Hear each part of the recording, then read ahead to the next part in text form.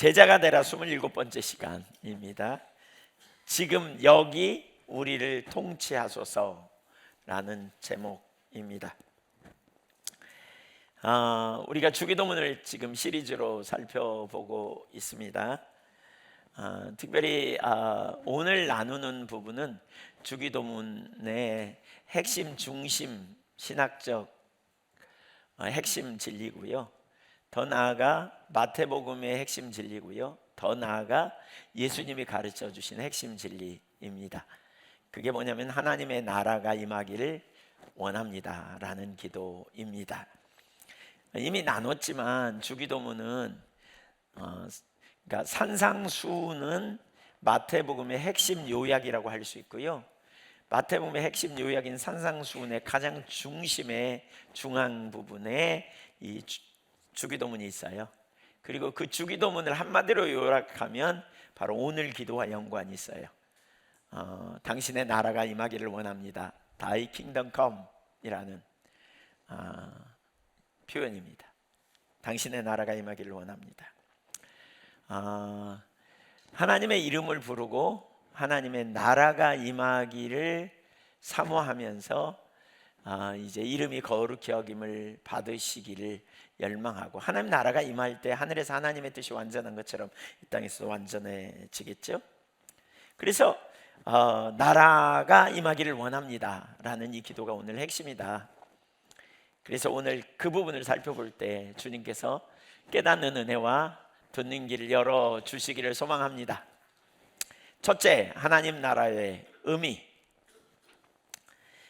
그 밑에 첫 번째, 하나님 나라는 하나님의 통치를 의미합니다. 하나님의 나라는 하나님의 통치권을 의미합니다. 구약에 나오는 하나님의 나라라는 용어는 단 한 번도 구약에 나오지 않습니다. 다만 하나님께서 왕이시다, 또 하나님이 다스리신다라는 표현, 왕이라는 명사와 다스린다는 동사가 여러 번 구약에 나오는데요. 특별히 하나님이 이스라엘을 그의 백성 삼으셨다는 것은 언약 신학의 표현으로 구약의 중심 사상입니다. 하나님의 왕 되심과 하나님이 세상을 다스리시고 이스라엘을 다스리신다는 동사가 여러 번 나오죠. 근데 반면에 신약에서는요, 하나님 나라를 분명히 선포합니다. 그러니까 예수님의 사역의 중심에 하나님 나라가 있거든요. 마태복음 4장 17절, 사도행전 1장 3절 연속해서 읽어보겠습니다. 시작. 이때로부터 예수께서 비로소 전파하여 이르시되 회개하라, 천국이 가까이 왔느니라 하시더라. 그가 고난 받으신 후에 또한 그들에게 확실한 많은 증거로 진히 살아 계심을 나타내사 40일 동안 그들에게 보이시며 하나님 나라의 일을 말씀하시니라. 예수님이 처음 공생애를 시작하면서 하나님 나라를 선포하셨어요. 근데 그뿐만이 아니라 이제 십자가에 달려 죽으시고 부활하신 다음에 승천하시기까지 40일 동안 이 땅에 계셨거든요.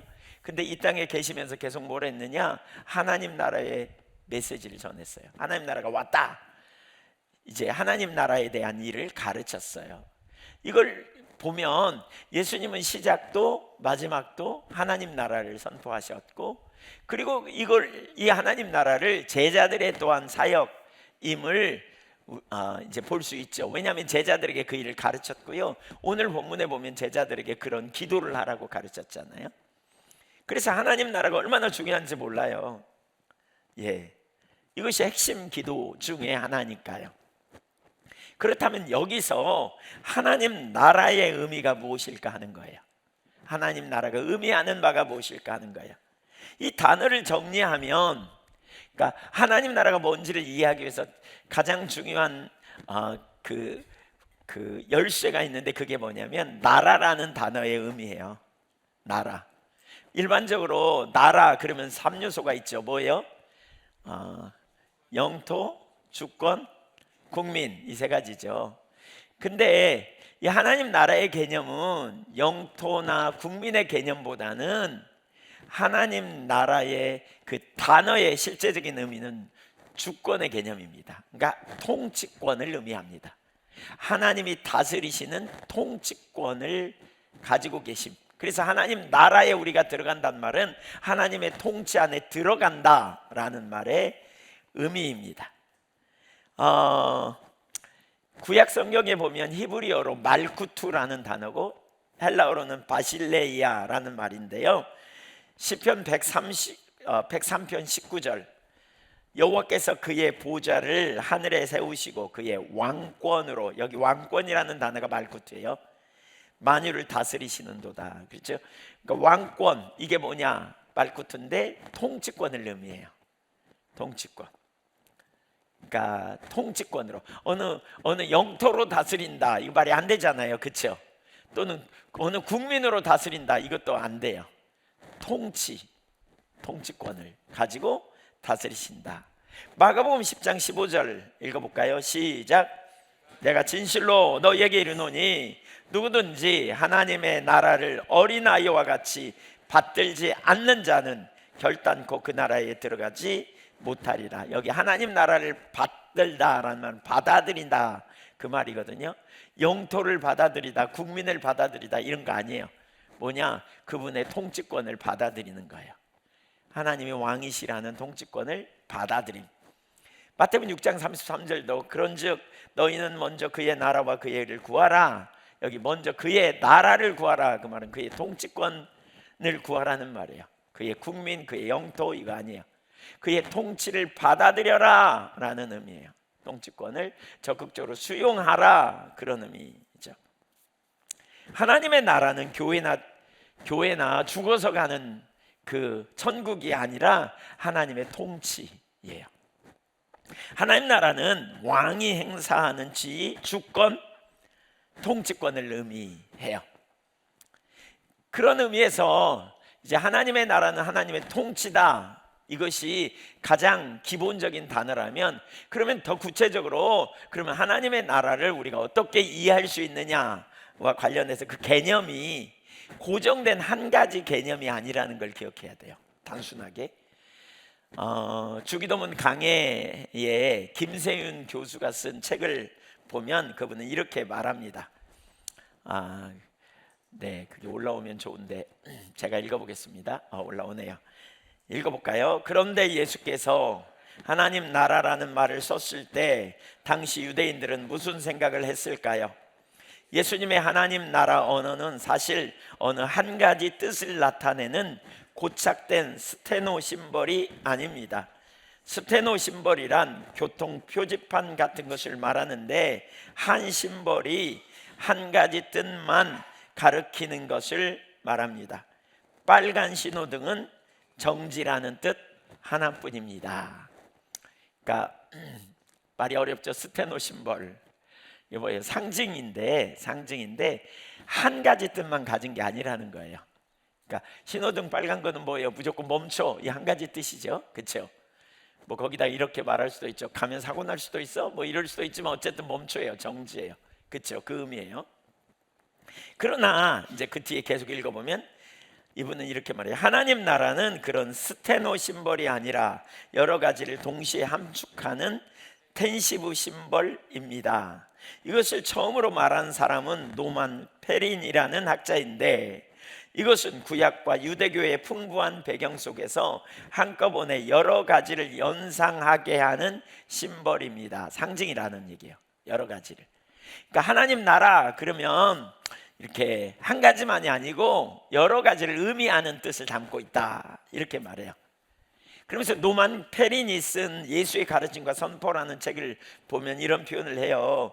많은 그리스도인들과 신학자들이 오류를 범한다, 그러면서 스테노 심벌, 하나의 고정된 개념으로 취급하는 실수를 범하고 있다.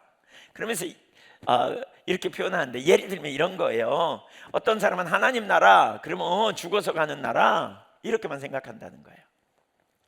또 어떤 사람은 하나님 나라 그러면 지상에 회복될 그러한 정치적 유토피아, 그래서 이스라엘의 회복, 이렇게만 생각한다는 거예요. 또 교회가 곧 하나님 나라야, 이렇게 말하는 경우도 있다는 거예요. 문제는 그렇게 하나님 나라의 상징을 고착화시키면 하나님 나라가 언제 오는가 혹은 어디에 있는가라는 문자적 질문에 갇히게 된다는 거예요.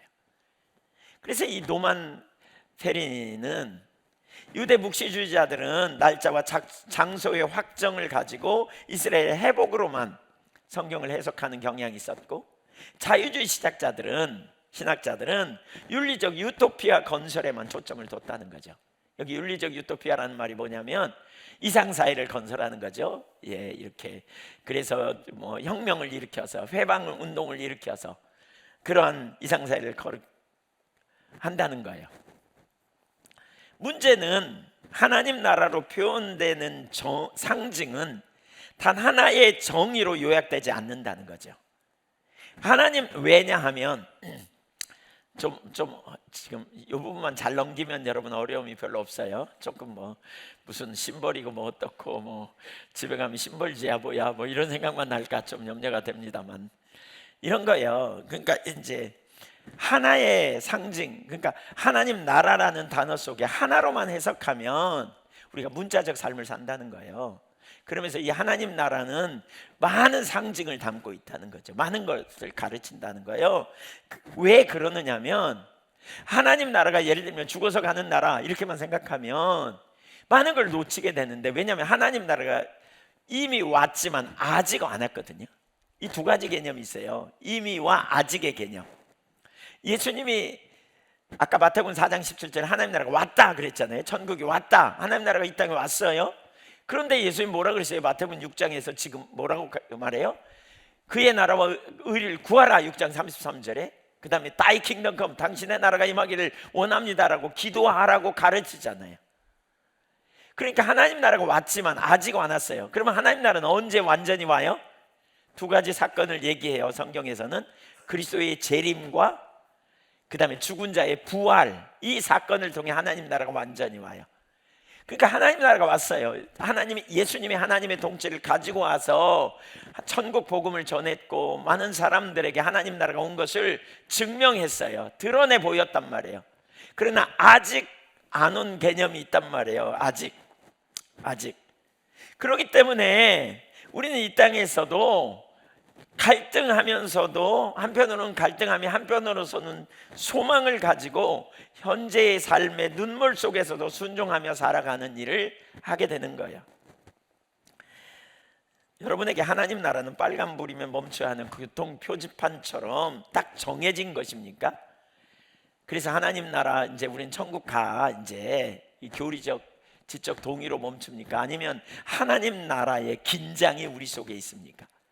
사실 아까 그 굳어진 사고는 하나님 나라 이제 가, 그리고는 그냥 그 긴장이 없어, 그냥 이제 갈 거야, 이제 나는 갈 거야 이러고 말아요. 그러나 하나님 나라가 이미 왔지만 아직 안 왔다. 그 말은 뭐예요? 우리가 이 땅에서 계속 하나님 나라를 실현하는 삶이 요구된다는 거예요. 그래서 긴장이 있다는 거예요.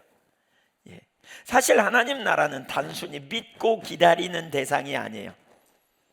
하나님 나라는 지금 모든 사람들에게 지금 여기서 어떻게 살 것인가에 대한 응답과 결단을 끊임없이 촉구해요. 하나님 나라는.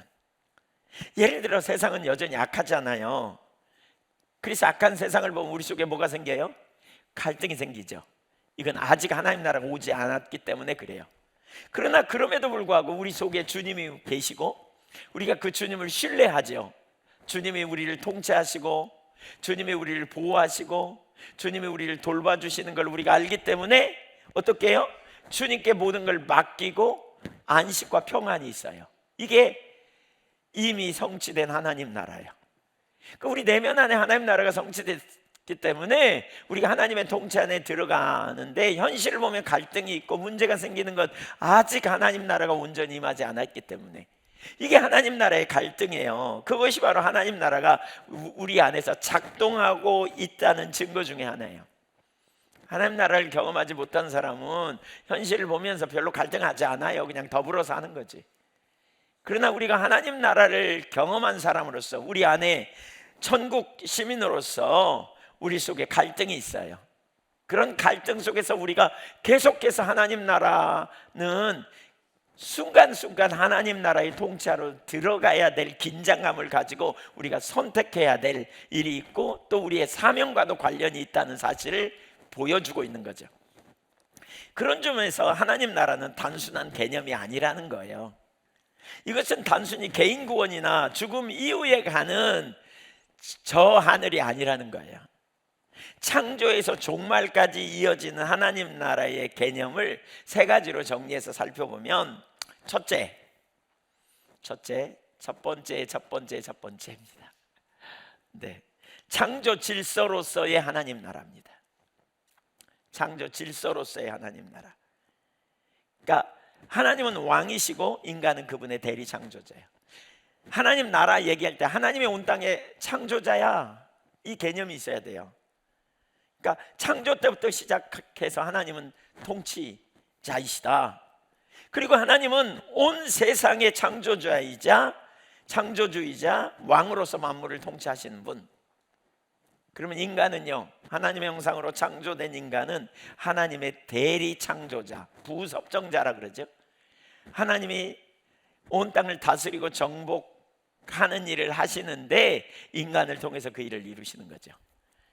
예를 들면 우리가 결혼하고 자녀를 낳는 건 뭐예요? 생육하고 번성하라는 문화 명령의 실현이잖아요. 온 땅을 다스리고 경작하라, 그 말은 우리가 살아가는 모든 문화를 우리가 하나님 나라 백성으로서 올바르게 세워가고 갖고 가는 것, 이것이 우리가 해야 될 사명인 거죠. 그래서 하나님이 온 땅의 창조주요 주인이고 인간을 통해서 그 일을 하도록 되어졌죠. 그러나 인간이 통치를 잃어버렸어요.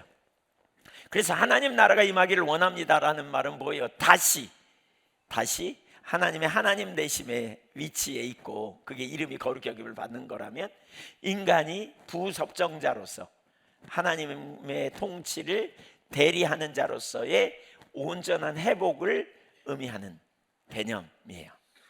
개념.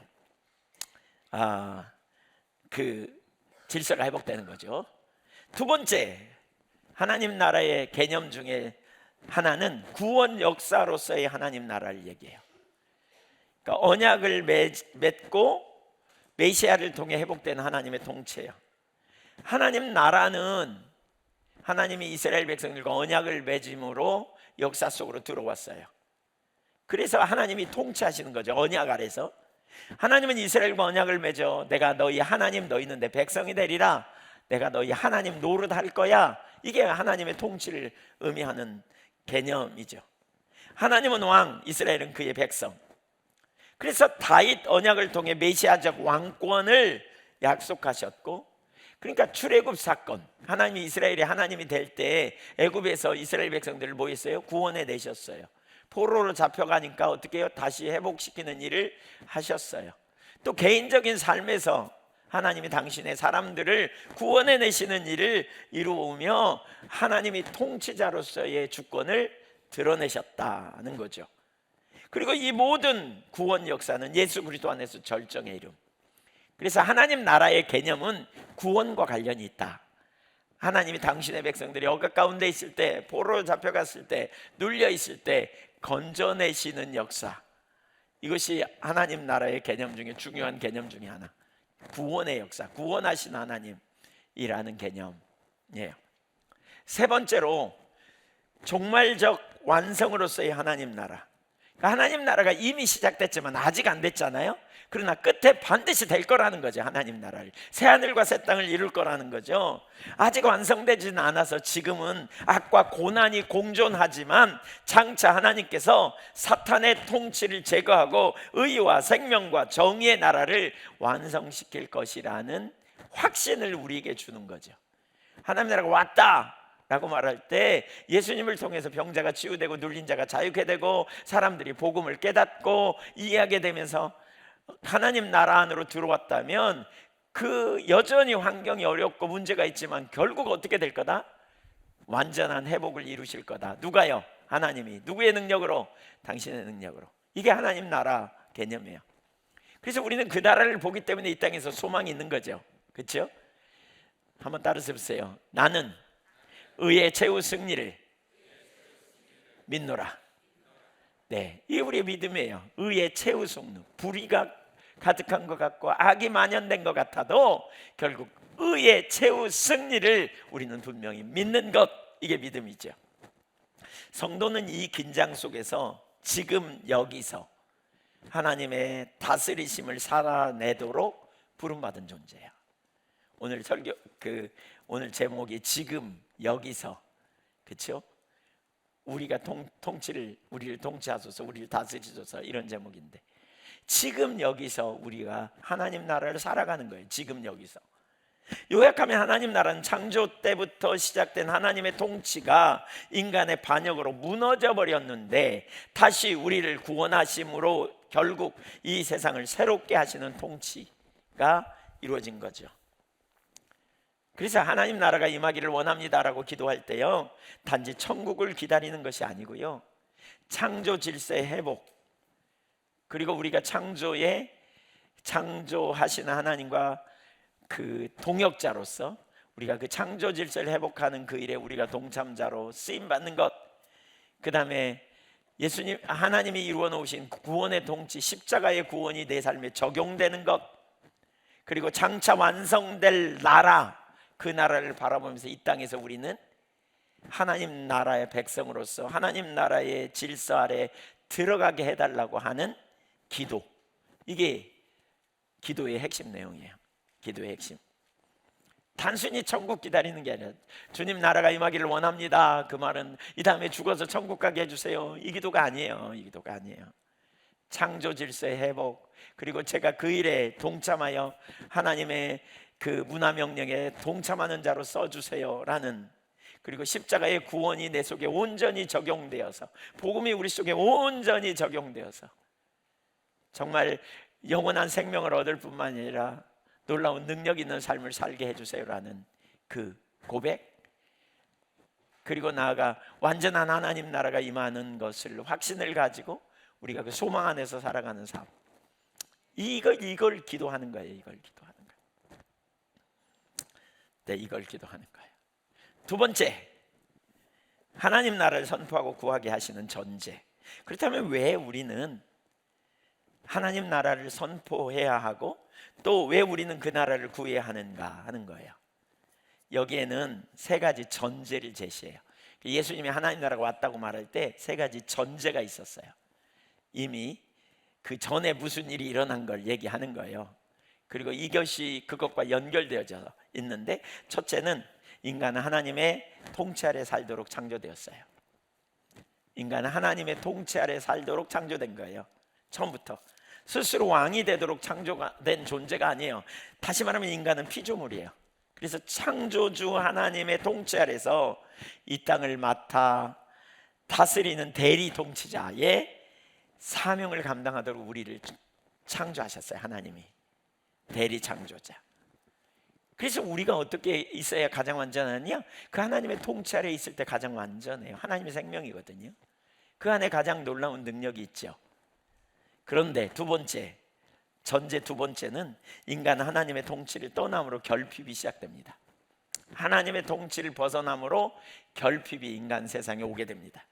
사단이 인간을 유혹하죠. 뭐라고 유혹해요? 너도 하나님처럼 될 수 있어. 선악과 따먹으면 하나님처럼 눈이 밝아져.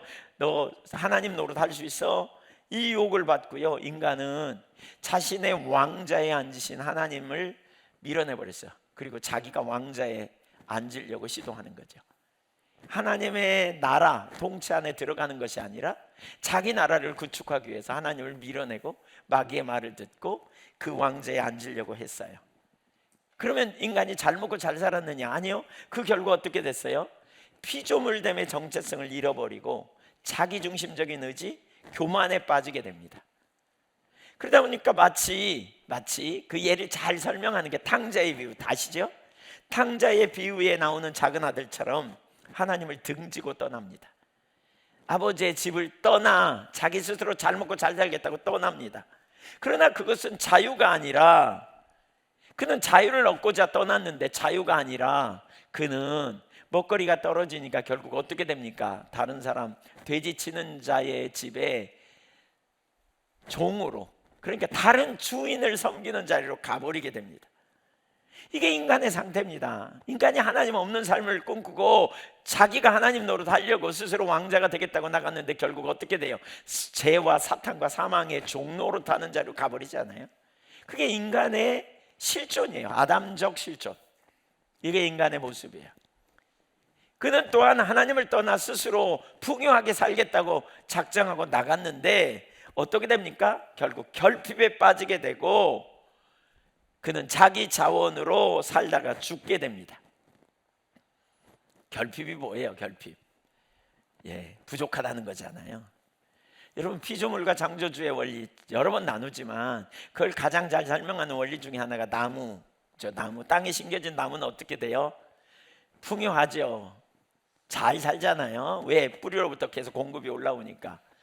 잘 사는 나무 갖다가 뿌리 뽑아서 이렇게 그냥 놔두면 어떻게 될까요? 여기 아름다운 추리가 있죠. 여기 화분으로 딱 심겨져 있는 것 같지만 이건 나무가 아닙니다. 이건 영원히 푸릅니다. 이건.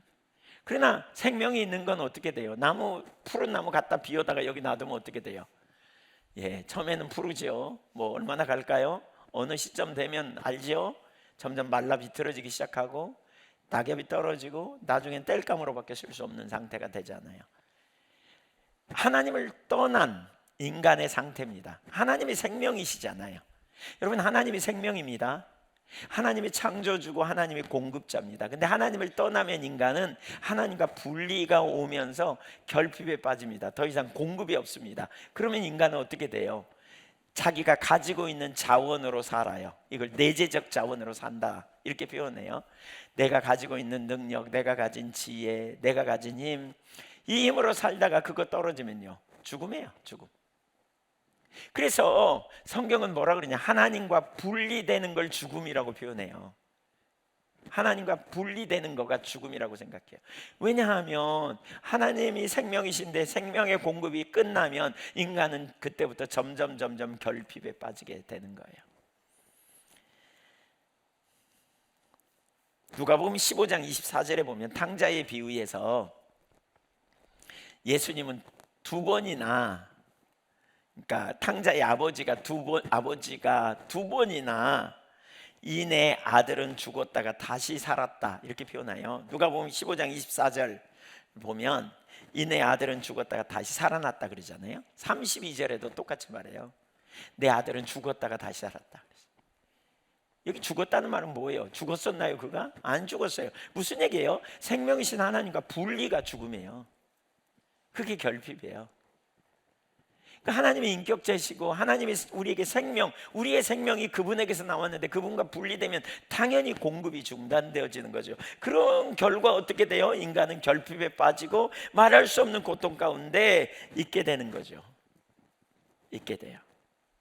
지금 그 상태가 된 거예요. 노예 상태가. 그 자리로 가버렸다는 거예요. 자, 세 번째, 존재됨. 그러니까 하나님이 창조하셨다. 인간은 그 피조물로서 부섭정자로서 그게 인간의 상태다. 두 번째로는 인간이 타락해버렸다. 그러면서 결핍에 빠지게 됐다. 하나님과 분리되면서. 세 번째 전제는 뭐냐면 그런 인간을 하나님이 구원하시려고 작정하셨다는 거예요. 내버려두지 않으셨어요. 언약을 통해 마침내 예수 그리스도를 통해 하나님의 통치를 다시 가져오게 된 것이죠.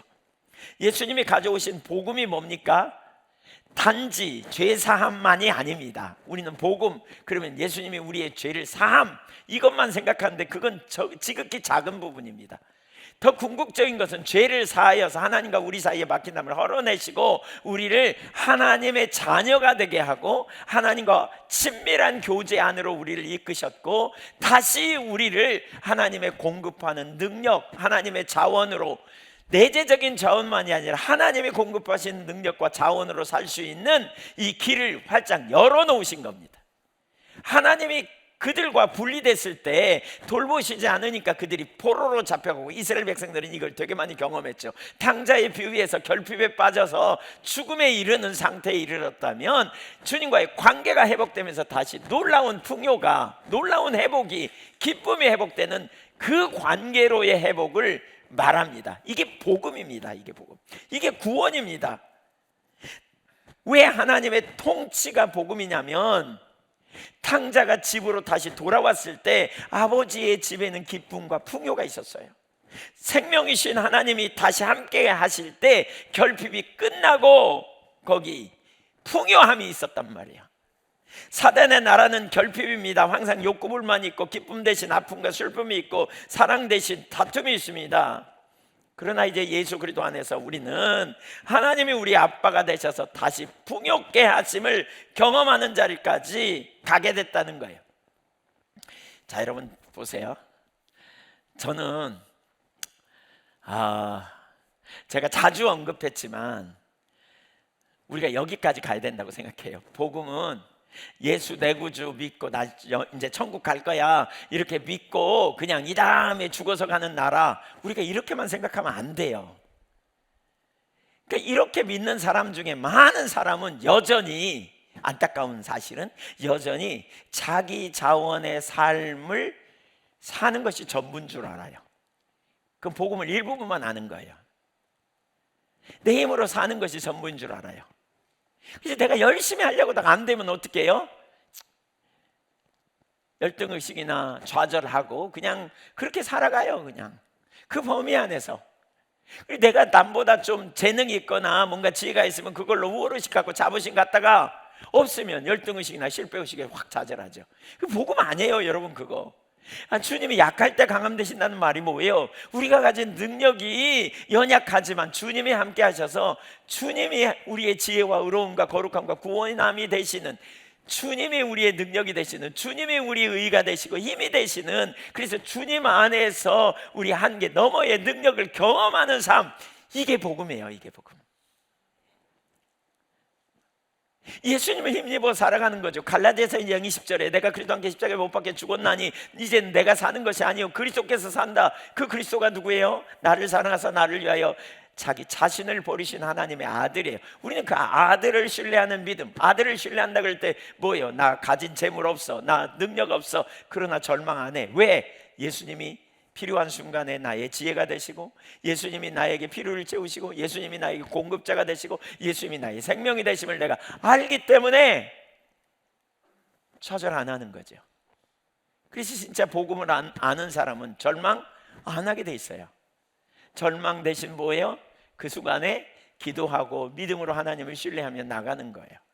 그래서 하나님의 필요를 경험하고, 채우시는 필요를 경험하고, 하나님의 지혜를, 기가 막힌 순간에 지혜를 주시는 걸 경험하고, 그러면서 어떤 일을, 환경을 돌파해보는 경험을 하는 거죠. 야, 하나님이 행하시는구나. 이것이 하나님 백성의 삶이에요. 예수 믿는 사람이나 안 믿는 사람이나 많은 사람이 생각하기를 천국 가는 거 이것도 어마어마한 일이지만 이 다음에 죽어서 가는 하나님 나라만 생각하지, 이 땅에서는 자기 손에 가진 것만 봐. 이거 떨어지면 죽어야 돼. 예수 안 믿는 사람이나 믿는 사람이나 똑같은 거죠. 그러니까 이 범위 안에서만 살아요. 이 범위 안에서만. 하나님 말씀하셔도 저 가진 거 없어요, 저 능력이 없어요, 절대로 안 가. 믿음의 모험을 안 하는 거죠. 이 범위 안에서만. 이게 복음의 삶이 아니에요. 이건 하나님의 약속은 그리스도 안에서 얼마든지 이해가 된다 그랬잖아요. 내게 능력 주시는 자 안에서 내가 모든 걸 할 수 있다는 말은 뭐예요? 그건 자기 수준에서 나온 말이 아니에요. 하나님 수준에서 나온 말이죠. 여러분 안에 하나님이 여러분의 인생에 개입하실 것에 대하여 기대감을 가지고 그 하나님을 믿음으로 바라보면서 하나님을 적극적으로 신뢰하고 반응하고 나가는 그 자세가 있는지 지금 돌아보십시오. 그 기대감이 없다면 우리는 복음을 잘 모르는 겁니다. 그 기대감이 없다면 우리는 믿음으로 하나님 앞에 반응하는 삶 살 수 없을 것입니다. 우리 주 하나님은 위대하시고 전능하시도다. 아무리 얘기해도 그 전능하심이 나와 무슨 상관이 있는 거야? 연결을 못 시켜. 그러니까 하나님은 전능하신데 우리는, 나는 생각 속에서 빈곤하고, 나는 절망하고, 나는 혼돈에 빠지고, 나는 아무런 능력도 없는 삶을 사는 거지. 그 복음을 왜곡되게 이해하는 겁니다. 이거 벗어버려야 돼요. 예수 믿은 지 되게 오래됐는데도 여전히 불구하고 여전히 똑같은 말씀을 들어도 머릿속에서는 이해하는데 실제 삶은, 내 삶은 어떻게 반응하느냐? 내가 가진 것에 반응하고 내가 소유한 영역에 반응하고 환경에 반응하고, 여러분 이게 여러분의 속에 지금도 남아있다면 여러분 그거 뭐가 옳은지 정말 정직하게 대면하고요, 그 문제를 직면해야 돼요. 내가 그런 상황에 있구나, 이걸 직면하면서 하나님 회개하고 이거 벗어버리기를 힘쓰고 그 사고와 그 불신앙의 가치체계가 깨뜨려지기를 위해서 하나님께 절박하게 은혜를 구하고 잡고 나가야 돼요. 우리 주님이 얼마나 크시고 놀라우신 능력인가.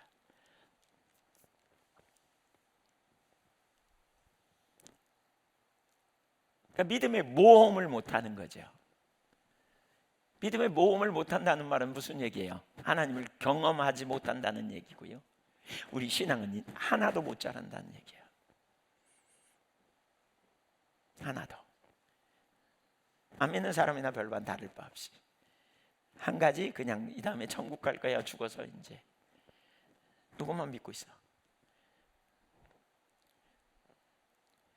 여러분 그건 복음을 왜곡되게 반절만 이해한 거예요. 그건 아니, 반절도 이해 못하는 것일 수도 있어요. 실제로 진지하게 생각해 보세요. 예수님이 마태복음 6장에 그러잖아요. 무엇을 먹을까 마실까 입을까 염려 말라 그러면서 뭐라 그래요? 생각 좀 해봐라. 백합화를 보면서 들에 피는 백합, 공중에 나는 새를 보면서 생각 좀 해봐라. 너희 머리로 깊이 생각해봐라. 지금 여러분이 그런 불신앙에 있다면 여러분 자원, 우리 자원, 내 능력, 내 한계, 이 자원 아래서 여러분이 살고 있다면 생각 좀 해보셔야 돼요. 생각 좀 해보셔야 돼요. 그 자원으로 산다면 틀림없이 염려가 끊어지지 않죠. 왜? 먹거리 없으니까. 왜? 장래 어떻게 살까? 앞으로 어떻게 내가 살아갈까? 뭘 내가 바라보고 살 수 있을까? 이런 생각에 사로잡힐 거거든요. 그런 거 의지할 거거든요. 그러니까 염려와 근심과, 그러니까 어떻게 해요? 믿음으로 하나님께 반응하고 정말 하나님 나라와 영광을 위해 우리의 삶을 드리며 반응하는 삶 살지 못하는 거죠. 생각을 통해서, 오늘 송년주일인데 생각을 통해서 그 불신앙 다 놓고 가기로 하면 좋겠습니다. 네. 이해가 가기 전에 다 깨자고요. 아니 지금 눈 감을 때가 아니에요. 저를 보세요 지금. 네 맞죠? 이 삶을 살아야 되잖아요. 맞죠? 그러니까 진짜 하나님이 누구이신지 우리는요 이전에 살았던 삶에 익숙해요. 그리고 뭐가 문제가 돼요, 말씀과 삶 사이에. 그러면 가만히 생각을 해봐야 돼요. 내가 이렇게 하는 게 옳은가? 아닌가? 말씀은 옳은데 왜 내 삶은 여기 있지? 에이, 난 모르겠어, 능력이 없어서 그래, 안 되더라, 이렇게 말할 게 아니에요. 믿음이 없는 연고예요. 왜? 내 사고체계는 여전히 말씀에 근거한 사고체계가 아니라 내 논리에 근거한, 내가 과거에 살아온 논리에 근거한, 불신앙적 사고에 근거한 논리에 붙들려 있기 때문에 그래요. 그럼 그걸 깨야죠. 그 무너뜨리고 가야죠. 그래야 우리 믿음이 자라죠. 맞죠? 그렇게 하시자니까요. 그렇게 믿음의 확신을 가지고 담대함을 가지고 내가 뭘 믿는가, 정말 내가 믿는 하나님이 누구인가, 우리가 그 자리로 가야 돼요. 이걸 전제하고 있어요. 하나님이 창조하셨다, 인간은 대리 창조자다. 그런데 인간이 타락해가지고 억압이 있었다. 하나님을 떠나면서 하나님과 분리되면서 결핍이 왔다. 그런 인간을 구원하기 위해서 하나님의 아들이 오셨고, 이게 복음이다. 이게 복음. 하나님이 통치하시면 왜 유리하냐? 하나님이 통치하시면 탕자의 비유를 통해서 거기에 회복이 있기 때문이다. 주님이 우리를 회복하신다. 그 회복이 뭐예요? 우리는 이미 일이 일어났지만 아직 안 일어났어요. 이미와 아직 사이에 우리에게 필요한 게 뭐예요? 믿음이에요. 믿음의 반응. 그리고 기도를 통해서, 믿음을 가지고 기도를 통해서 우리가 그 유업을 누리는 삶으로 가야 돼요. 이게 하나님 나라 추구하는 성도의 긴장관계죠. 긴장관계. 우린 그 나라에서 완전한 삶을 우린 살 걸 알아요. 근데 그 미래의 삶이 아니라 현재 그것이 나의 삶이 되고, 현재 그것이 나의 지혜가 되고, 현재 그것이 내게 능력이 되고, 현재 하나님이 지금 내게 필요를 채우시고 공급하시는 분임을 신뢰하고 하루하루 나아가는 돌파가 있어야 되겠죠. 예수 그리스도 안에서 하나님 우리 아빠시잖아요. 예수님이 하나님 나라를 가져왔고, 하나님이 생명이시고 생명이신 하나님이 있을 때 거기 놀라운 능력이 있어요. 능력이. 이게 보여져야 돼요. 그래야 우리가 그 다음에 뭐 하느냐면 하나님 나라의 가치를, 이게 하나님 나라의 가치 속에 포함된 거예요. 복음이 곧 하나님 나라고요. 그 하나님 나라의 가치를 보는 사람은 그때부터 주님께 전부를 가요. 근데 우리가 이 구조가 제일 안 깨지는 것 같아요. 제가 이거 지금 되게 막 침 튀기면서 얘기하잖아요. 죄송합니다만 이 구조가 안 깨져. 우리 머릿속에, 사고 속에, 많은 사람들의 사고 속에 내가 가진 자원으로 내 계산 딱 해서 안정된 삶을 사는 것이 우리 인간의 모습이에요. 그래서 그걸 확보하려고 되게 애를 쓰죠. 그리고 그 확보하는 가운데 스트레스도 받고, 그걸 확보하기 위해서 자기 안전을 스스로 책임지려는, 그걸 스스로 확보하려고 애를 쓰고 스트레스를 받고, 그러고 안 되면 인간 수단 방법을 동원해서 어떻게 일확천금을 노릴까 이런 생각을 하고, 그러니까 피곤하고, 그러니까 결핍에 빠지는. 뭐가 안 바뀌어서요? 하나님을 향한 신뢰가 안 보여서 그래요.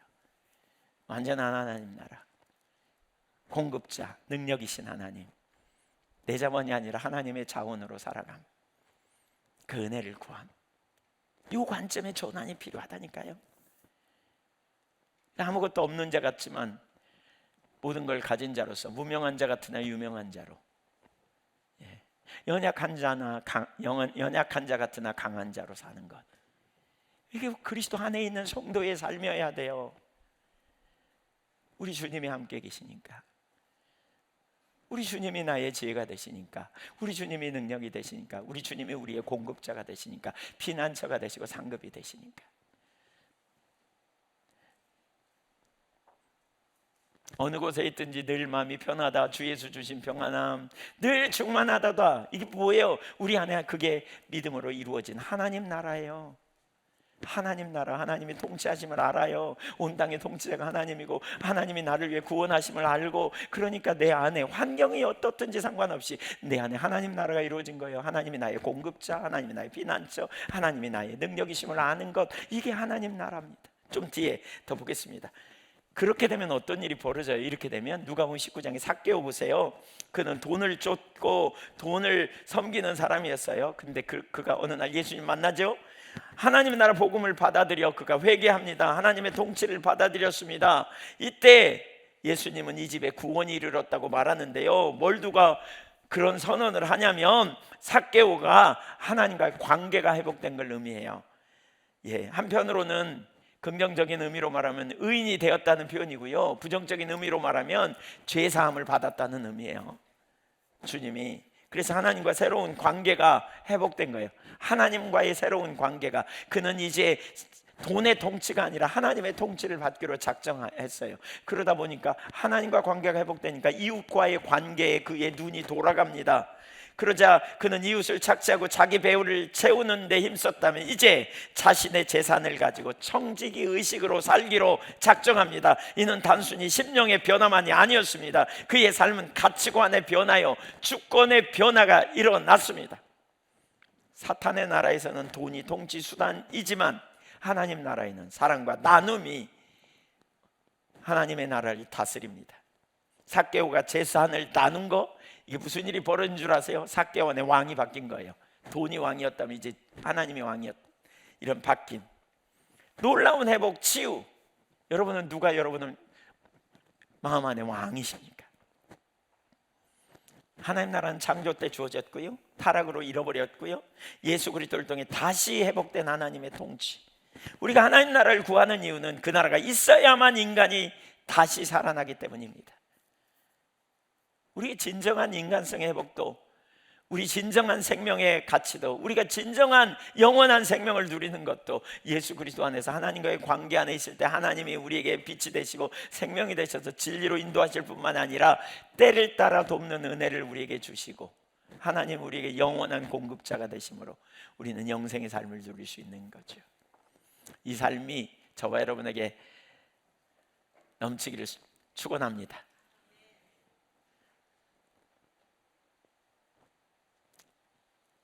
구원을 여러분이 이루었습니까? 주님이 이루셨습니까? 그 주님이 여러분의 남은 생에도 이끄실 겁니다. 그래서 우린 그 주님 안에 사는 겁니다. 이것이 갈라디아서 2장 20절의 삶입니다. 주님이 나의 지혜와 의로움과 거룩함과 구원함이 되시는. 문제는 그 주님이 안 믿어지니까 문제인 거죠. 근데 주님을 믿는다고 하면서도 그 삶을 못 사는 건 문제가 있는 거죠. 안 믿어지면 은혜를 구해야 돼요. 성령께서 깨닫게 해주시도록 구해야 돼요. 근데 진짜 주님을 믿는다면 우리는 믿는 대로 살아야 되는 거죠. 근데 그 중에 하나가 그 부분이라니까요. 내 앞날도 책임지실까? 내 필요도 채우실까? 나를 돌봐주실까? 인도하실까? 이 부분이 맡겨지지 않으니까 우리가 노심초사하고 염려하고 계속 걱정하고 스스로 자기 인생을 이루려고 나가고, 그러면서도 기도는 절대 안 하죠. 하나님 앞에 나아가 은혜를 구하고 필요를 채워달라고 구하고 이끌어달라는 기도는 안 해요. 왜? 믿음이 없으니까. 그리고 하나님 말씀하셔도 순종하지 못하죠. 왜? 믿음이 없으니까. 요거 깨자는 거예요. 요거 복음 안에서 하나님 나라 백성으로서 올해가 가기 전에 이미 깨졌습니까? 금이 가기 시작했습니까? 아니면 완전히 단단합니까? 아직도? 네, 오늘부터 깨시면 좋겠어요. 깨시면. 그래서 이런 찬양이죠. 주 안에 있는 나에게 딴 근심이 있으랴. 이 무슨 얘기예요? 완전한 신뢰가 있기 때문에 딴 근심이 없는 거예요. 하나님이 나의 공급자, 하나님이 나의 피난처, 하나님이 나의 능력이시고 하나님이 나의 인도하심을 알기 때문에. 여러분, 제가 목회자로서 교회 이렇게 하다 보면 막 문제가 많이 생겨요. 막 가정의 문제도 있고 어떤 일이 잘 될까 싶기도 하고 막 어려움도 있고. 생각해 보세요. 제가 그냥 모든 일이 저한테 다 와요. 그러면 그냥 한가득해요. 근데 하룻밤 안 넘겨요. 왜냐하면 주님 앞에 나가면 주님께 맡기거든요. 주님께 맡겨져요. 자녀들의 문제를 생각할 때 어떤 때는 염려가 되기도 하죠. 여러분, 여러분의 앞날의 생각이 염려가 되죠. 근심되죠. 여러분이 하고 있는 어떤 일이 잘 안 될 것 같은 생각이 들 때 염려가 되고 문제가 생기죠. 기억하세요. 여러분이 하나님과 온전한 관계 가운데 있다면 의인이거든요. 근데 의인의 자녀는 걸시감을 받지 않는다 그랬어요. 말씀이 능력인 이유는 말씀하신 분이 능력이기 때문에 그래요. 하나님께 맡기는 거예요. 지금 안 변한 것 같아도 맡기는 거예요. 내어드리고. 그러면 맡긴다는 게 뭐예요? 그냥 가만히 그냥 뒷짐지고 있는 거예요? 아니에요. 기도하고 하나님 앞에 드리고 간섭해 주시도록 구하고 적극적으로 믿음의 행동을 우리가 취하자고요. 믿음의 행동. 여전히 이전의 사고방식을 가지고 안 될 거라는 생각, 여기에서 벗어버려서 영적인 돌파를 해내야 돼요. 영적인 돌파. 불신앙을 이제 완전히 벗어버리고 믿음으로 반응하는 요 삶. 자, 여기서 진도가 안 나가고 있습니다. 지금 계속. 네. 옆에 사람 한번 축복해 주세요. 불신을 깨고 갑시다. 네. 그 불신앙이 뭔지 스스로 돌아보십시오. 내가 그런 불신앙이 있는지, 있으면 어떤 부분이 그런지. 그래서 중보기도도 하고 진짜 몸부림치는 거예요. 생각해보라. 저는 예수님 설교 중에 이게 얼마나 염려한데 뭘 염려하냐. 너희 천부께서 아시느니라. 천부가 아신다. 하늘아버지가 아신다. 공급하신다. 도와주신다. 인도하신다. 하나님이, 하늘아버지가. 이 삶이 우리의 삶의 실제가 되고 능력이 돼야 돼요. 두 번째, 하나님 나라가 임하기 위해 우리가 해야 할 일들. 첫째, 우리가 먼저 하나님 나라의 참된 백성이 돼야 합니다. 그러니까 그래야 진정으로 하나님 나라를 구할 수 있어요. 근데 그 중에 첫 번째, 그 밑에 첫 번째, 이를 위해 우선적으로 우리가 할 일은 진정한 회개가 필요합니다. 마가복음 1장 15절, 이르시되 때가 찼고 하나님 나라가 가까이 왔으니 회개하고 복음을 믿으라 하시더라. 회개는 단순한 후회나 종교 행위가 아닙니다. 인생의 방향을 하나님께 돌이키는 것입니다. 근본적 전환, 이게 회개입니다. 히브리어 테슈바라는 단어는 돌아서다, 방향을 바꾸다. 그래서 삶의 주인이 나에서 하나님으로, 삶의 목적을 자기 중심에서 하나님의 영광으로 사고방식, 가치관, 생활방식 전체를 바꾸는 것. 어떤 사람은 회개는 나쁜 일을 안 하는 거지 이렇게 생각할 수 있습니다. 그거 포함됩니다. 근데 회개란 나쁜 일을 그만두는 것에서 그치는 게 아니라요, 내 인생의 주인을 바꾸는 겁니다. 하나님으로 나는 그분의 발 앞에 엎드리는 겁니다. 그래서 우리가 결정적 회개가 있죠. 내가 죄인이라고, 예수님 내 삶의 주와 그리스도가 되게 해달라고. 그리고 그 이후에 평생 지속되는 하나님과의 관계 안에서 직면이 필요해요. 직면. 제가 직면 좋아한다고, 우리 에덴이가 저한테 그러던, 직면에 꽂혔다고 저한테. 직면해야 돼요. 이게 정직함이에요. 잘못했으면 잘못했다, 빗나가면 빗나갑니다. 하나님 제가 불신앙했으면 불신앙입니다. 이렇게 직면하는 게 필요해요. 그리고 뭐예요? 이게 회개예요. 이렇게 반복적으로 회개하고 돌이켜 주님의 길로 갈 때 우리가 성화가 일어나거든요. 여러분, 직면하면, 하나님과 직면하면요, 교만이 깨져요. 우리의 실상을 제대로 알아요. 그리고 정말 주님 은혜 없이는 안 되는 걸 알아요. 이런 회개는 삶의 실제적 변화를 가져와요. 참된 회개는 열매로 나타나요. 우리가 아까 살펴본 삭개오가 그러잖아요. 재물에 대한 태도의 즉각적 변화. 그래서 예수님은 이를 구원의 증거로 인정하셨잖아요. 반면 누가복음 18장의 부자 청년은 어떻게 했어요? 재물에 대한 태도를 변화시키지 못하죠. 그렇게 되면서 그는 하나님 나라의 영생을 경험하지 못하게 됩니다. 하나님 나라는 미래만 있는 것이 아닙니다. 지금 여기 회개와 순종을 통해 우리에게 임하는 것입니다. 우리가 매번 주님의 통치 안에, 하나님의 통치 안에 우리가 매번 회개와 삶의 삶을 바꾸면서 주님의 우리의 삶의 왕이요 생명으로 오시도록 우리가 찾고 구하고 열망하는 자리로 가는 겁니다. 교회 출석, 예배, 봉사 같은 종교 행위만으로 참된 회개가 아닙니다. 신앙의 본질을 기억해야 돼요. 인격적 관계죠. 주님 먼저 우리를 사랑하셨고, 우리를 창조하셨고, 우리를 구원하셨고, 우리를 생명으로 인도하신 그 주님, 내가 그 주님을 사랑하는 관계 안에 그 주님의 길을 따라 우리의 삶을 조정해 가는 것, 이것이 바로 참된 회개입니다. 전인적, 총체적, 자발적 변화. 참된 회개란 하나님을 왕으로 모시고 인생의 방향 전체를 지금 여기에서 근본적으로 돌이키는 것. 그 진정성이 있는 사람은 반드시 삶의 실제적 변화가 나타나요. 그 완고함 그대로 갖지 않아요. 관계에서도 계속 똑같은 짓 하지 않아요.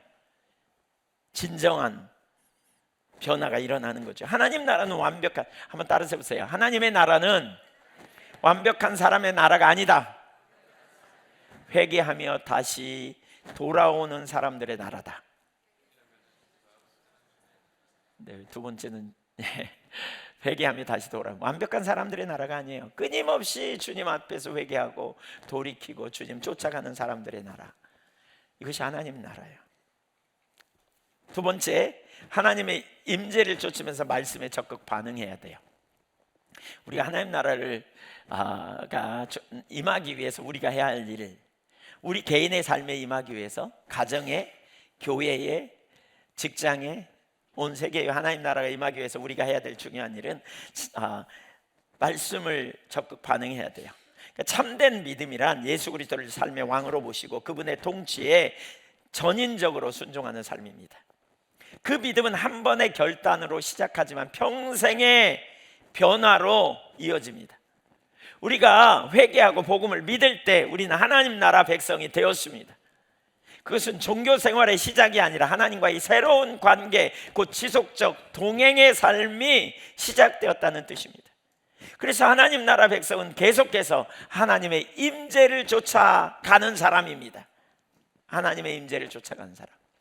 여러분, 하나님의 얼굴을 구한다, 성경에 하나님을 찾는다는 표현은요, 하나님을 떠난 자들이 하나님을 찾는 그런 의미에서 찾는다는 의미가 있고요, 하나님을 따른다, 그 말은 바꿔 말하면 하나님을 쫓아가는 사람은 지속적 동행을 위해 하나님의 임재를 쫓아가는 사람입니다. 지속적 동행을 위해 임재를 쫓아가는 거죠. 인격적 사건이 아니라, 하나님과의 관계는 인격적 사건이 아니라 이례적 사건이 아니라 매일의 선택 가운데 일어나기 때문에. 그래서 시편 16편 8절, 내가 여호와를 항상 내 앞에 모심이여 그가 나의 오른쪽에 계심으로 내가 흔들리지 아니하리로다. 다윗의 시이죠. 내가 항상 여호와를 내 앞에 모신다, 내 앞에 두었다, 여호와를 내 앞에 두었다, 이런 표현이거든요. 그러니까 내가 선택해요. 근데 여호와가 뭐 내 앞에 이리 오세요, 여기 앉으세요 그런다고 앉으시는 분인가요? 하나님이 통치자인데, 그러니까 내가 하나님의 통치 아래 있기를 추구하며 선택했다는 거예요.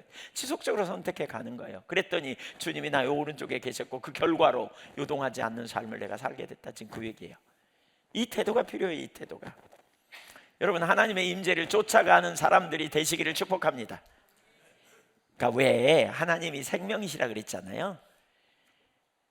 하나님이 생명이시기 때문에 생명이신 하나님이 함께 하실 때 생명이 넘치거든요. 종교적인 모양, 의식 지키는 것이 우리에게 생명이 아니에요. 종교적인 의식은 생명이신 하나님과 만남을 위한 자리예요. 그래서 이 의식을 통해서 우리는 하나님과 만남과 교제와 친밀한 관계, 그분의 음성을 듣고 순종하는, 이게 필요해요. 이게 만남이에요. 근데 이거 없이 사람들이 그냥 예배당에 왔다 갔으니까, 그냥 예배당에 나 다녔으니까 이 다음에 천국 갈 거다, 이렇게 생각하면 안 돼요. 인격적인 하나님과의 지속적인 교제예요. 친밀한 교제, 동행이란 말이에요. 지속적으로. 예. 그러니까 이런 신앙이 되는 데 있어서 아주 중요한 한 가지 요소가 뭐냐면, 요소가 하나님이 생명이라는 거예요. 하나님이 함께 계시기만 하면 그 어디나 부족함이 없어요. 그래서 왜 찬송가 가사 중에 이런 찬양이 있죠? 주 예수와 동행하니 그 어디나 하늘나라. 예수님이 계시는 곳이 하늘나라예요. 주님이 계시면 왜 홍해 앞에 섰을 때 길을 내시고 사망의 음침한 골짜기로 다닐지라도 해를 받지 않을 것은 주의 지팡이와 막대기로 나를 안위하심을 알기 때문에, 이걸 아는 거죠. 예. 그러니까 보세요. 하나님의 그 임재가 곧 생명이구나, 이걸 아는 사람은 하나님의 임재를 쫓아가요. 이제 쫓아가요. 단순히 예배당에서 아이고 지루해 죽겠는데 왜 이렇게 설교는 기냐, 아이고 그냥 한 말도 하고 한 말도 하고 그런 형식적인 신앙이 아니고, 하나님의 임재, 하나님이 어디서 계시고 하나님이 우리를 어디로 이끌고 계시고 하나님이 기뻐하시는 삶이 뭔지, 이게 임재를 쫓아가는 신앙이에요. 임재를 쫓아가는 신앙. 다윗이 시편 23편 6절에 이런 고백을 하잖아요. 주의 선하심과 인자하심이 정녕 나를 따르리니, 이 따르리라는 단어가 쫓으리니 그 말이에요. 주님의 선하심과 인자하심이 나를 쫓아올 것이라는 확신을 갖기 때문에 다윗은 자기 생명에 부족함이 없다는 걸 아는 거죠. 근데 주님이 나를 그렇게 사랑으로 쫓아오신 것처럼 내가 주님을 쫓아가는 거죠. 그분의 임재를, 그분 자신을. 호세아 6장 3절에 보면 여호와를 알자, 힘써 여호와를 알자. 그 힘써 여호와를 알자는 말이 여호와 알기를 쫓아가자, 그 말입니다. 여호와 알기를 추구하여 계속 쫓아가자, 그런 의미예요. 우리가 하나님의 임재를 그렇게 쫓아가는 것은 하나님의 가치를 알아야 돼요. 동행의 가치. 함께 계시면. 그러면 하나님의 이렇게 임재를 쫓아가는 가운데 하나님이 동행하실 때 우리와 뭐 하겠어요? 말씀하신단 말이에요. 여러분, 이게 중요해요. 하나님 나라, 하나님 통치인데 하나님께서 우리가 나아갈 때 끊임없이 말씀하시고 인도해 주시고 가르쳐 주시고 깨닫게 하시고, 그때 우리가 뭐 해야 되면 빨리 삶을 조정해 가는 거예요. 조정해 가는 것.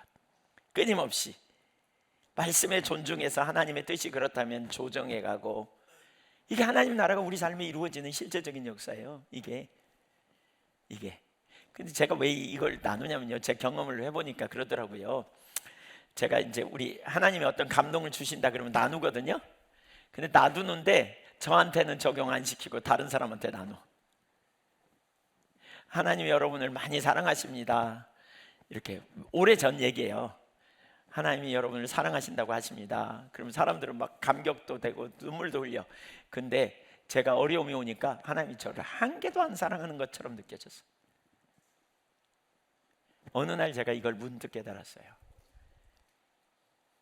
하나님이 내게 말씀하셨다고 믿는다고 다른 사람에게 말해놓고 저 자신은 그 음성에 반응하지 않았더라고요. 지금은 달라요. 제가 설교를 준비하면서도 제일 먼저 저에게 적용하려고 애를 써요.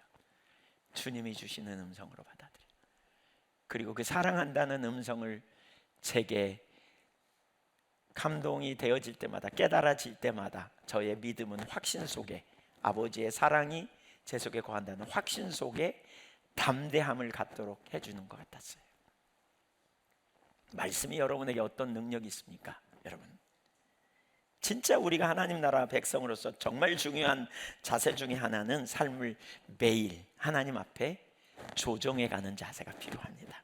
빌립보서 3장의 바울의 자세를 보십시오. 그는 잡았다고 생각하지 않습니다. 이루었다고 생각하지 않습니다. 그는 누구보다도 예수님을 더하는 사람이고요, 누구보다도 부활의 능력을 아는 사람인데 그는 뒤에 있는 건 잊어버리고 앞에 있는 걸 잡으려고 달려갔습니다. 끊임없이 배우려고 달려갔습니다. 그러니까 더 많이 깨달아지고 더 많이 발견하고 더 많이 알게 되고, 그래서 정말 놀라운 하나님의 은혜를 경험하는 사람이었습니다. 제가 우리 최명령 형제님이 저한테 어느 날 그러더라고요. 지난번에 말해도 되는지 모르겠는데 뭐 이미 끝냈는데 안 할 수도 없고, 네, 그렇게 문자를 보내셨어요. 최근 몇 주 동안, 몇 개월인가, 하여튼 언제부턴가 목사님 설교가 정말 은혜가 된다고, 더 막 여러 가지가 깨달아진다고. 안 들리다가 들린 것도 있을 수 있겠지만요, 하나님이 저를 계속 깨닫게 하시거든요. 오늘 제가 기도하는데 그런 그림이 보였어요. 제가 고고학자처럼 땅에 붓을 가지고 땅을 막 이렇게 파더라고요. 이렇게 좀. 그런데 거기서 보물을 찾아요. 제가 그 그림을 보는 순간에 뭘 깨달았냐면, 하나님이 이제부터 진짜 많은 진리들을 깨닫게 해주실 것 같다. 제가 제 아내랑 나눴어요. 근데 그때 이후로 정말 다양한 것들을 많이 깨닫고 가르쳐 주시거든요. 우리 주님이 가르쳐 주셔야 우리가 잘할 수 있어요. 사랑하는 여러분, 영적인 진리를 계속 깨닫고 더 많이 발견하고 더 알 수 있도록 겸손함으로 나가시고요, 그것이 하나님의 뜻이라면 우리의 삶을 조정해서 계속 가자고요. 그렇게 가실 겁니까? 네, 그게 하나님의 통치에 우리 자신을 내어드리는 삶입니다. 계속해서. 두 번째, 하나님 나라를 추구하십시오. 삶의 우선순위를 하나님 앞에 두십시오. 마태복음 6장 33절, 너희는 먼저 그의 나라와 그의 의를 구하라. 그리하면 이 모든 것을 너희에게 더하시리라. 이 부분은 시간이 많이 가서 그냥 넘어가겠는데 이런 겁니다. 우리 지난주 성탄절 예배하고도 연관이 있어요. 예수님이 세상에 빛으로 오셨다는 표현을 누가복음에는 하거든요. 그러니까 열방의 빛이에요. 열방의 빛.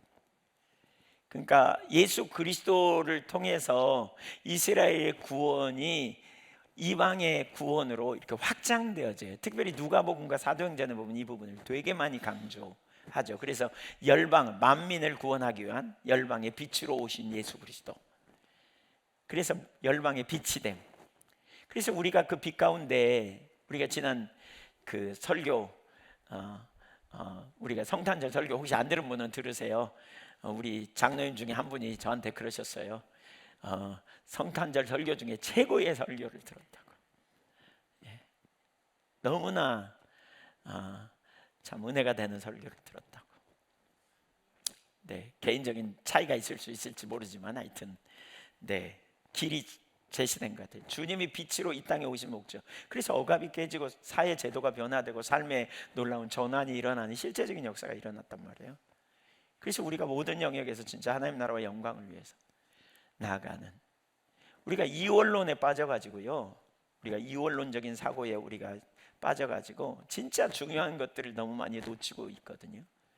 그래서 그런 영역에 전환이 정말 필요하다. 하나님 나라를 추구하십시다. 아멘. 마지막 세 번째, 사실 오늘 설교는 이 부분이 엑기스입니다. 제가 이 부분이 핵심입니다. 하나님 나라를 위해 기도해야 합니다. 첫째, 그 밑에 하나님 나라를 위해 간절히 기도해야 합니다.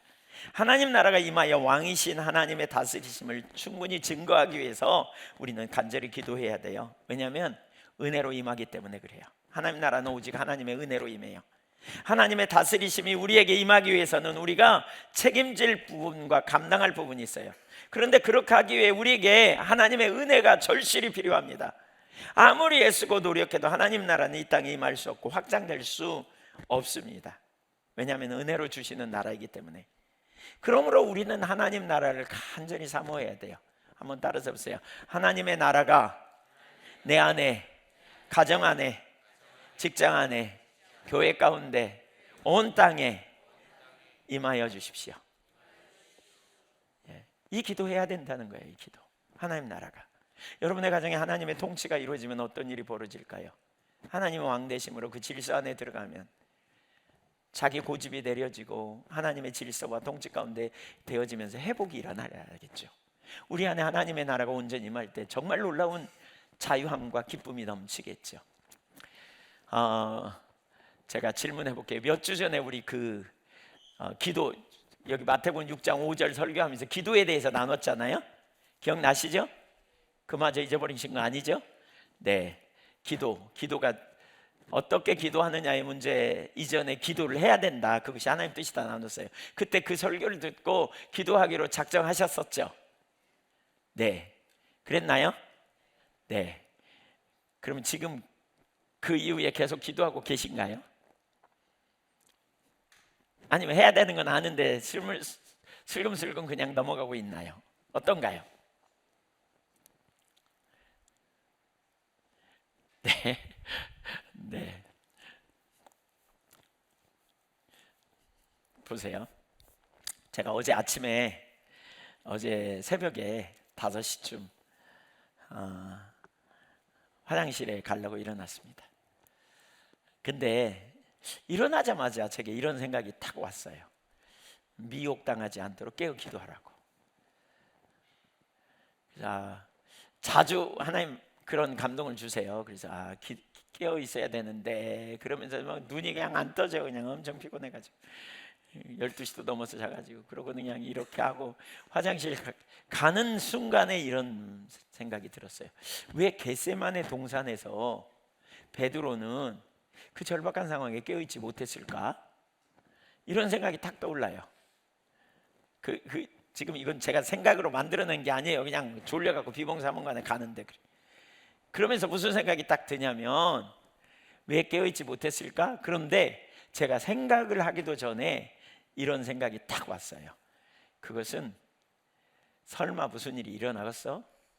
이런 생각 때문이야 라는 생각이 딱 올라왔어요. 그러면서 그 바로 다음 순간에 어떤 생각이 툭 올라왔냐면 그게 바로 안일함이야 라는 생각이 올라왔어요. 제가요 엄청 졸렸거든요. 근데 요 생각이 딱 깨달아지는 순간 잠이 싹 달아났어요. 잘 수가 없었어요. 그래서 그때부터 앉아 있었습니다. 가만히 보니까 제 모습도 그렇더라고요. 별반 다르지 않아요. 저도 결단하고 집중적으로 하나님 찾는다 생각하면서 그 다음에 하나님 찾는 시간 놓쳐버리고 많이 그런 것 같아요. 제가 이걸 생각하면서 하나님은 우리에게 진짜 기도하라고 초청하시는구나 이걸 생각하게 됐어요. 여러분 우리가 기도해야 돼요. 우리가 하늘나라 유업을 누리기 위해서는 기도해야 돼요. 무엇보다 여러분 제가 많은 분들에게 이런 얘기 되게 많이 들었거든요. 지금 이제 우리가 진짜 제자가 되려면 이 단계를 넘어서야 되는데 이런 얘기 많이 들어요. 목사님 이론으로는 다 알아요. 삶이 안 돼서 그렇지. 근데 솔직히 말하면 제가 볼 때는 이론으로도 잘 모르는 것 같아요. 근데 대고 말은 안 하지만 네, 모르시는 것 같아요. 근데 안 되니까 그렇지. 근데 안 되는 이유가 있어요. 왜냐하면 하나님의 약속인데 이루어지도록 기도하고 찾아야 되거든요. 그 일을 못 산다고 이대로 내버려 두지 말라고, 하나님 저 정말 은혜가 필요하다고 찾아야 되거든요. 근데 거기까지 안 가. 여러분, 설마 무슨 일이 일어나겠어? 이런 생각, 남의 생각이에요? 베드로만 가졌은 생각일까요? 여러분에게도 익숙한 생각인가요? 대답해 보세요. 김민자 권사님 어떠세요? 똑같아요? 네, 베드로적 사고. 베드로는 얼만 가서 변했는데 우리 권사님 얼만 가서 변할란가 모르겠는데 오늘 이 설교 이후에 변하시게요. 우리 함께. 안일함에 빠진 거죠. 안일함에 빠져있는, 놓쳐버리는. 진짜 우리가 하나님 나라의 영광을 맛보고 경험하려면 영적인 돌파가 필요해요. 하나님이 약속하신 것이 성취되게 해달라는 돌파의 기도죠. 말씀대로 그대로, 아까 불신앙 얘기했죠. 그건 우리 안에 하나님 나라가 온전히 임한 게 아니거든요. 그건 하나님의 온전한 통치가 아니에요. 여전히 내 생각이 통치하고 내 욕심이 통치하고 내 어둠이, 내 육신적 사고가 우리를 통치하는 자리에 있는 거죠. 그러니까 그 자리로 못 넘어가잖아요. 이 돌파를 해내는 기도의 자리로 우리가 가야 돼요. 한번 따라서 하십시오. 하나님의 나라가 임하기를 원합니다. 네, 그러면 구체적으로 두 번째, 무엇을 위해 기도할 것인가?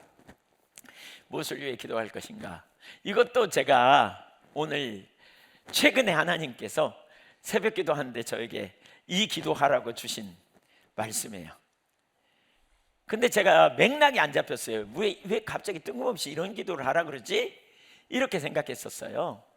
이 기도를 제 아내에게 나누고, 제가 적어놓고 제 아내에게 하나님이 이 기도 하라 그런다고 이렇게 나눴거든요. 근데 그게 뭐냐면 사도행전 4장이에요. 사도행전 4장, 베드로와 요한이 성전 비문에 앉은 베개를 치유한 것으로 인하여 대제사장 그룹에 잡혀가잖아요.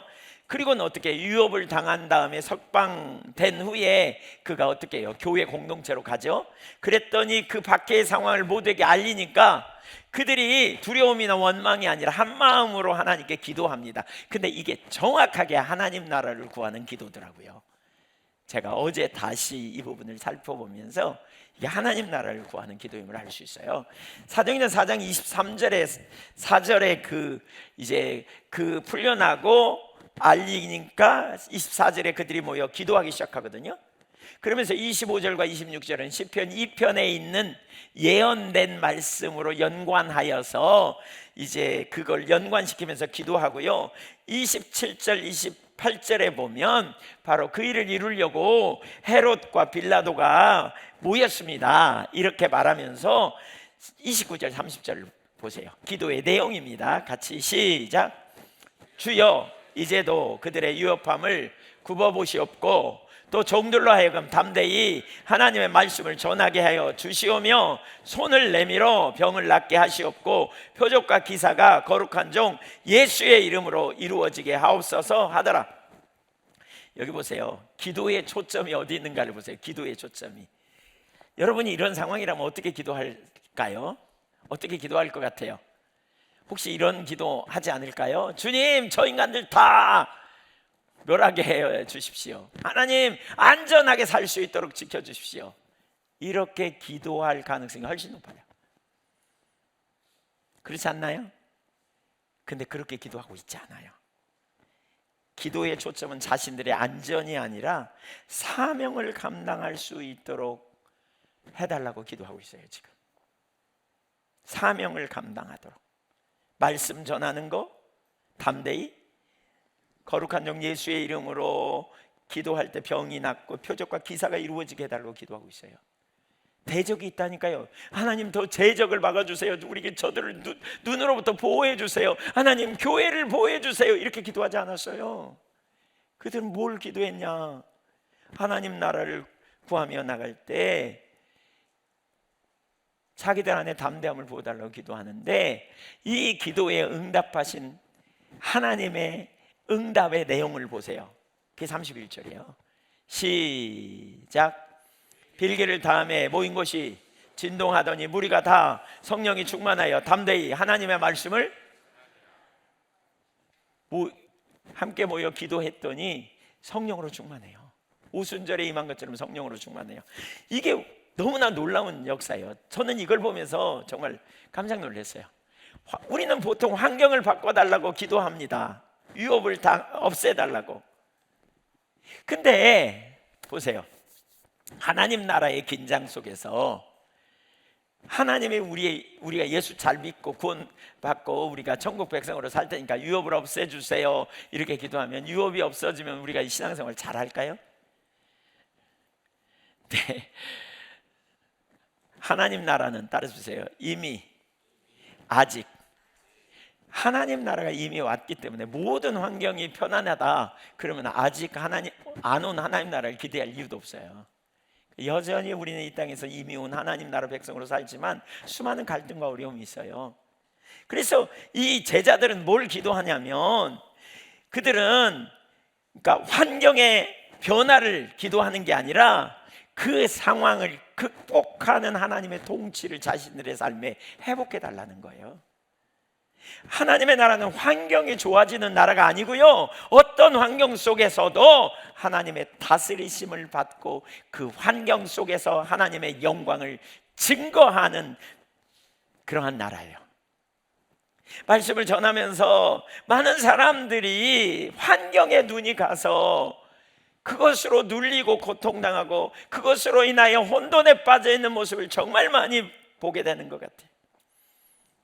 우리는 오늘 본문의 사도들처럼 기도하고 성령으로 충만하여 그것을 돌파해내는 자리로 가야 돼요. 기억할 사실은 우리 안에 계신 이가 세상에 있는 이보다 크단 말이에요. 완전하단 말이에요. 우리를 아시는 주님께 우리가 나아가 유업 속에서도 하나님의 주권을 신뢰하고 안락함이 아니라 담대함을 구하고 성령의 능력으로 복음을 살아내는 그러한 은혜를 구해야 돼요.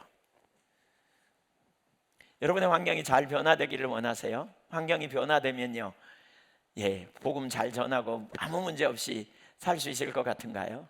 여러분, 그렇지 않아요. 그렇지 않아요.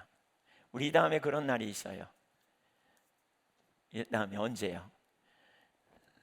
육신을 벗고 천국에 가면 그 날이 있어요. 그때는 더 이상 아픈 것이나 고통이나 우리가 누구에게 비난받거나 유업을 당하는 일 한 개도 없어요. 그러나 이 땅에서 아직 하나님 나라가 온전히 이루어지지 않았기 때문에 우리 이 땅에서 위험도 있고 어려움도 있고 그런 예상도 있고 문제도 있고 수많은 그러한 어려운 상황도 있어요. 근데 하나님 나라가 임한다는 건 뭐예요? 우리 안에 그런 환경을 이겨내는 반응으로 승리하는 그 영역이 되게 해달라고 구하는 기도예요. 그리고 그 기도의 가장 완전함은 성령으로 충만하는 거예요. 성령님이 우리 안에 통치하실 때 완전하죠. 성령은 모든 진리로 인도하고, 성령은 우리의 눈을 열어 영적인 진리를 보게 하고 영원한 새하늘과 새 땅을 우리가 바라보는, 그래서 담대하게 승리하는 능력 있는 주님이시기 때문에 성령으로 충만하기를 구하십시다. 성령으로 충만하면 환경이 문제가 아니에요. 우겨쌈을 당해도 쌓이지 않고 답답한 일을 당해도 낙심하지 않아요. 저도 굉장히 많이 개인적으로 어떤 어려움, 어떤 난관, 어떤 염려 이런 게 많이 스며들어요. 누구 얘기를 들으면서, 환경을 보면서 이래갖고 뭐가 될까? 뭐 학교 얘기 들으면 또 뭐가 될까? 뭐 선교원 얘기 들으면 뭐 주일학교에 무슨 일이 있대, 뭐 이런 얘기, 뭐 요양원 또 얘기 들으면 아이고, 얘기하면서 좀 부끄럽네요. 뭐 별로 관심도 안 가지면서. 근데 제 마음속에도 항상 있어요. 어느 가정 이야기, 누가 아프대 그러면 가슴이 덜컥해요. 근데 거기서 끝나지 않아요. 그 다음에 뭐 하냐면 하나님께 맡겨요. 주님 앞에 나가서 주님이 나를 창조하셨고, 주님이 나를 구원하셨고, 주님이 교회를 세우셨고, 주님이 모든 성도님들을 사랑하시고 가장 선하고 완전한 길로 이끄실 분이 주님이시면, 라면 주님이 인도하실 거다. 그래서 주님 앞에 믿음으로 고백하며 주님 그 일을 이루어 달라고, 주님 길을 내달라고, 주님 필요를 채워달라고, 주님 건강을 지켜달라고, 주님 그 가정의 평강으로 붙들어 달라고 중보하는 거죠. 기도해요. 그럴 때 하나님께서 놀라운 은혜로 함께 해주시는 역사들을 경험해요. 여러분, 내면 안에 하나님의 나라가 임하는 것은 성령으로 충만함이에요. 성령으로 충만하기를 구하세요. 환경에 자꾸 눌리세요? 자꾸 염려로 그냥 붙들리세요?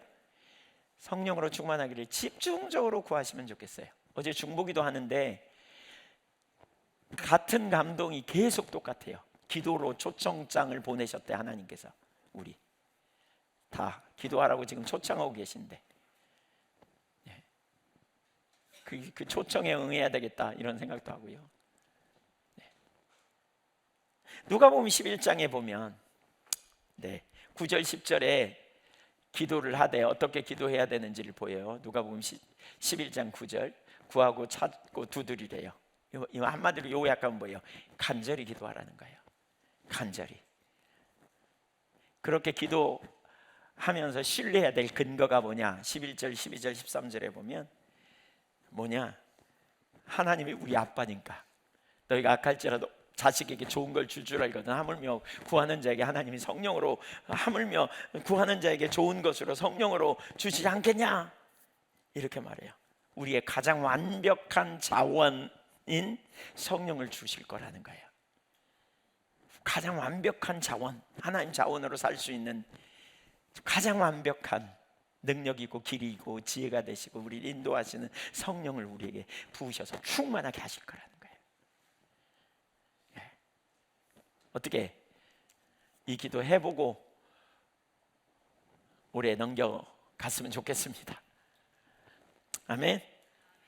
하나님 나라는 말에 있지 않고 능력에 있어요. 우리가 아무리 하나님 나라를 이론적으로 공부해도요, 성령이 임하시지 않으면 내 삶을 움직이는 사건까지 못 나가요. 성령 충만은 하나님의 통치가 내 인격과 삶의 현장에 가시적으로 나타나게 하는 집행 능력을 가지고 있어요.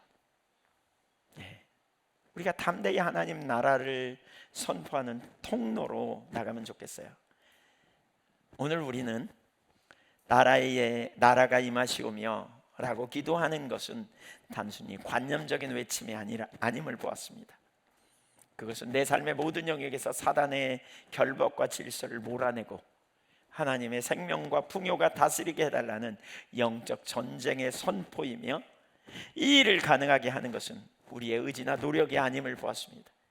하늘 아버지는 그분의 통치를 찾고 구하고 갈망하고 두드릴 때 저와 여러분으로 하여금 가장 좋은 것 곧 성령을 부어주심으로 우리가 성령 충만함으로 삭개오처럼 재물의 유혹을 이기고 예수님의 제자들처럼 세상의 유혹을 돌파하여 하나님 나라의 증인으로 살아가게 될 줄로 믿습니다. 구하라, 찾으라, 두드리라. 하나님은 우리에게 그 나라를 살려낼 성령의 능력을 주시려고 기다리고 계십니다. 저는 틀림없이 여러분 진짜 오늘 이 말씀을 듣고요, 정말 기도해 보세요. 제가 최근에 주신 2가지 감동을 마지막에 넣었잖아요, 얘기했잖아요. 저는 항상 이런 경험을 해요. 하나님이 어떤 소원을 두시면 그걸 따라가면 거기에 꼭 그게 있더라고요. 헨리 블랙가비 목사님이 그런 얘기 하잖아요. 아들의 선물을 생일 선물로 뭘 사줄까 그러다가 이 나이면 자전거를 탈 만한 나이지, 근데 남자니까 파란색이고 자전거 하면 백조표지 이렇게 생각하고 백조표 자전거를 먼저 사다가 주차장 위에다가 감춰놨다는 거예요. 그 다음부터 아들한테 너 선물 뭐 갖고 싶어? 그러면서 누가 자전거 타고 지나가면 저 자전거 예쁘지 않냐? 특별히 파란색이 예쁘네. 이게 무슨 표인가 보자. 그때 백조표. 그 소원을 갖게 됐어. 아빠 저 생일 선물로 백조표 수완 자전거 파란색 타고 싶어요. 이 소원을 갖고 됐어. 근데 그 소원이 이미 주차장 위에 있다는 거예요. 저는 하나님은 우리에게 그렇게 하신다고 믿어요. 이렇게. 전혀 이 구절을 이해 못했다니까요. 제가 사도행전 4장의 말씀을. 왜 이 맥락에서 이 부분을 갑자기 성령을 구하라는 기도를 하라 그러실까? 근데 결국 주님이 우리로 하나님 나라 통치 안에 들어오도록 적극적으로 구하도록 초청하시는 것 같아요. 기도 안 하니까 그 새벽에 저를 깨워가지고 그 새벽에 쫙 설명해 주시면서 그 별일이야 있겠어? 사실 저도 이게 되게 익숙하거든요. 그러니까 기도 잘 안 해요. 아니라면 빠지고. 그래서 진짜 작정하고 기도해야 되겠다 이런 생각도 들고요. 우리 모두 영적인 돌파를 이루어 나가기를 소망합니다. 기도하겠습니다.